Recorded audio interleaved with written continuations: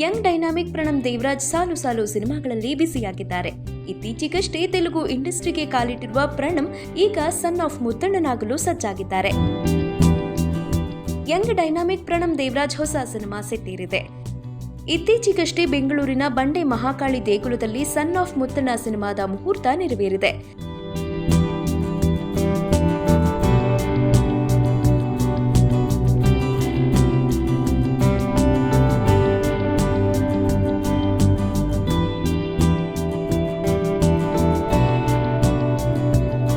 ದೇವರಾಜ್ ದಂಪತಿ ಆಗಮಿಸಿ ಮಗನ ಚಿತ್ರಕ್ಕೆ ಶುಭಾಶಯ ತಿಳಿಸಿದ್ದಾರೆ.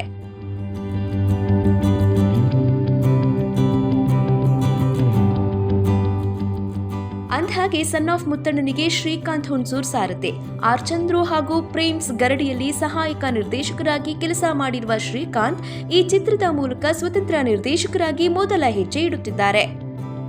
ಪ್ರಣಮ್ ದೇವರಾಜ್ ನಾಯಕನಾಗಿ ನಟಿಸುತ್ತಿರುವ ಸನ್ ಆಫ್ ಮುತ್ತಣ್ಣ ಸಿನಿಮಾದಲ್ಲಿ ರಂಗಾಯಣ ರಘು, ಸುಚೇಂದ್ರ ಪ್ರಸಾದ್, ಗಿರೀಶ್ ಶಿವಣ್ಣ, ತಬಲಾ ನಾಣಿ, ಶ್ರೀನಿವಾಸ್ ಪ್ರಭು, ಸುಧಾ ಬೆಳವಾಡಿ ತಾರಾ ಬಳಗದಲ್ಲಿದ್ದಾರೆ.